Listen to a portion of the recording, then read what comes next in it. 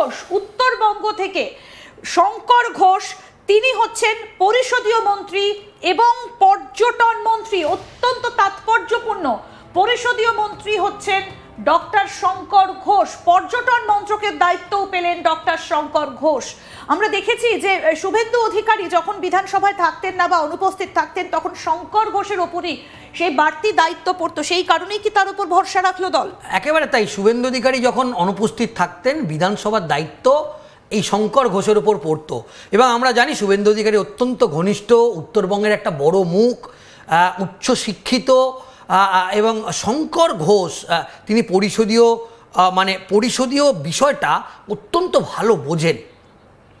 তাই শেষ পর্যন্ত তার উপরই নির্ভর করলো শুভেন্দু অধিকারী। এবং আমরা যেটা বলছিলাম, পর্যটনও কিন্তু একটা কর্মসংস্থান হবে, এবং এই পর্যটন দপ্তর বিগত 15 বছরে সেইভাবে উল্লেখযোগ্য কর্মসংস্থান তারা তৈরি করতে পারেনি।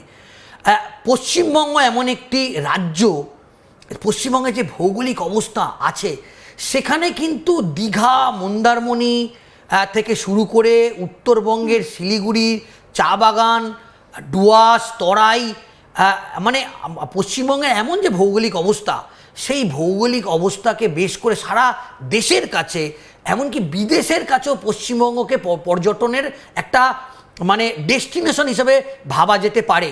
আমরা দেখেছিলাম তৎকালীন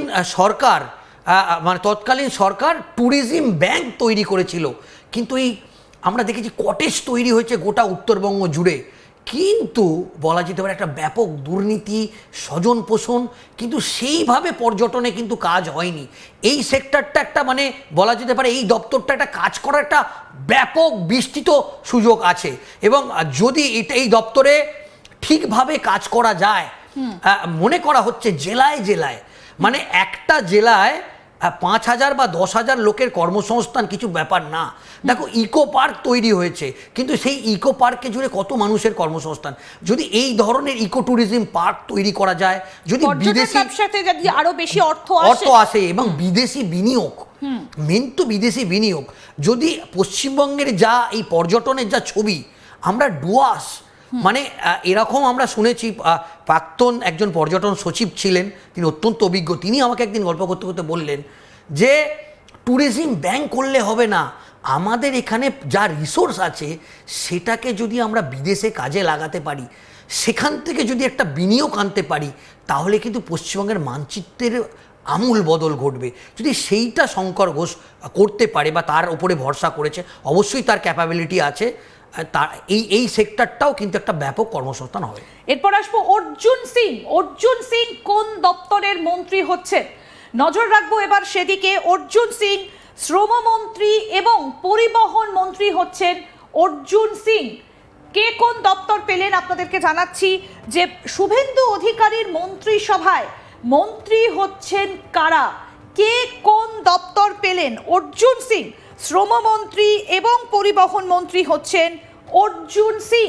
সুজয়ের কাছে যাব। সুজয়, অর্জুন সিং এর ওপর দুটো গুরুত্বপূর্ণ দপ্তর, শ্রম দপ্তর এবং পরিবহন দপ্তরের গুরুত্বপূর্ণ দায়িত্ব যাচ্ছে, কারণ কি তার উপর ভরসা রাখা? সুজয়, দেখো, একটা সময় শুভেন্দু অধিকারী পরিবহন দপ্তর সামলেছেন, খুব গর্বের সঙ্গে ভালো কাজ করেছেন।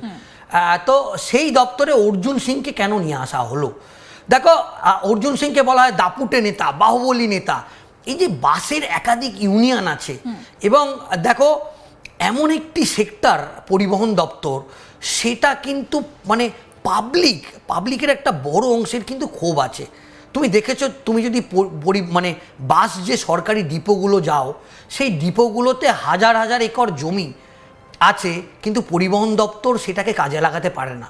যদি সেটাকে মাল্টি স্টোরেজ বিল্ডিং তৈরি করা যায়, যদি শপিং মহল তৈরি করা যায়, দেখো এই যে এইগুলো একটা প্ল্যানিংয়ের দরকার, সেই প্ল্যানিংটাকে যদি করা, এই যে শ্রম দপ্তর তাকে কেন দেওয়া হয়েছে? তুমি জানো যে ব্যারাকপুর শিল্পাঞ্চল জুড়ে একটার পর একটা কলকারখানা বন্ধ। আজকে তুমি নিশ্চয়ই দেখেছো যে 34 বছরের বাম সরকারের আমলেও যে কয়েকটা শিল্প কারখানা বেঁচেছিল, সেটাও এই 15 বছরের সরকারের আমলে ঝাঁপ বন্ধ হয়ে গিয়েছে। একটার পর একটা শিল্প কারখানায় বিভিন্ন ইউনিয়নবাজির ফলে এখান থেকে যারা মালিক পক্ষ, তারা কারখানা লক আউট করে তারা ছেড়ে বেরিয়ে গেছে। এবং এই দুটো বিষয়ই অত্যন্ত খুব গুরুত্বপূর্ণ বিষয়। দেখো, গোটা রাজ্যে মহিলাদের যে বিনামূল্যে বাস পরিষেবা চালু করেছে, এটাকে তো সামলাতে হবে। এবং আমি তোমাকে বলছি যে প্রচুর বাস এসছে ডিপোগুলোতে, সেই বাস পড়ে রয়েছে এবং সেই বাসগুলোকে চালানো হয়নি।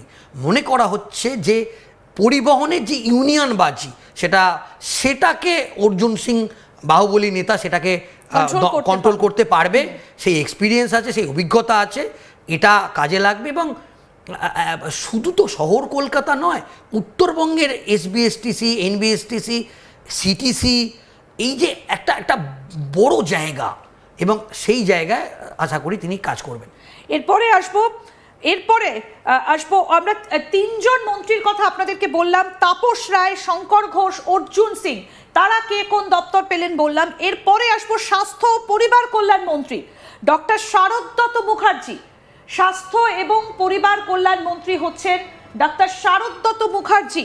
সুজয়, ডক্টর শারদত্ত মুখার্জি অত্যন্ত দক্ষ একজন চিকিৎসক, রাজ্যের প্রচুর অভিজ্ঞতা তার, সেই কারণেই কি তার উপর এই স্বাস্থ্য পরিবার কল্যাণ দপ্তরের দায়িত্ব দেওয়া হলো? একেবারে তাই, খুব অভিজ্ঞ এক্সপিরিয়েন্স একজন ব্যক্তি।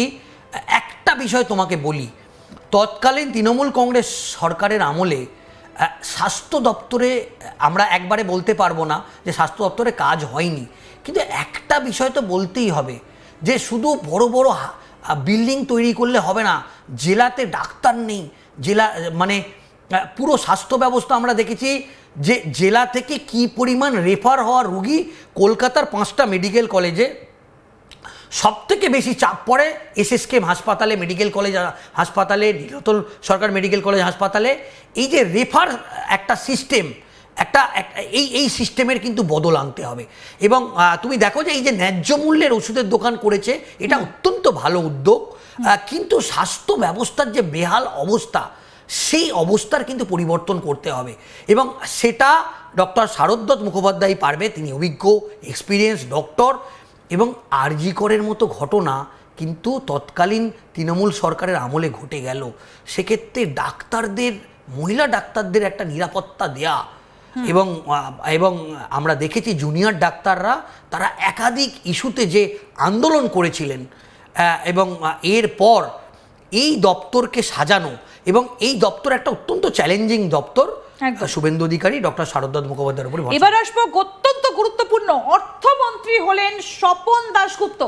এই মুহূর্তের অত্যন্ত গুরুত্বপূর্ণ আপডেট, কিছুক্ষণ আগেই আমরা আলোচনা করেছিলাম যে ডক্টর স্বপন দাশগুপ্ত হচ্ছেন অর্থমন্ত্রী, এবং